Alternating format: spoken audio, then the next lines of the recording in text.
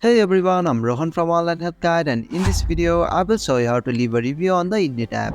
Leaving a review helps other job seekers gain insight into your experiences with the company, contributing to a more informed job search community. So, let's get started on how to leave a review on the Indeed app. Start by opening the Indeed app on your device.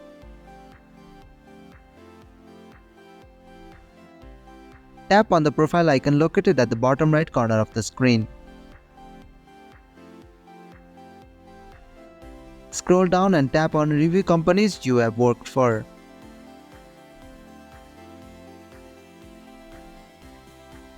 Now, type in the company's name and tap on Continue. Complete the review form based on your experience.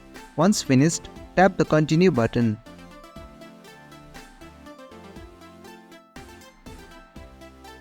Then, rate the company based on your experience.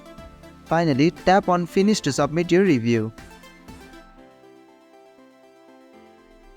And that's how you can leave review on the Indeed app. Thank you for watching Online Help Guide. I hope this video was helpful. If it was, then hit the like button and comment below if you have any questions or feedback. Also, if you are new to our channel, please subscribe and hit the bell icon so you won't miss our upcoming videos.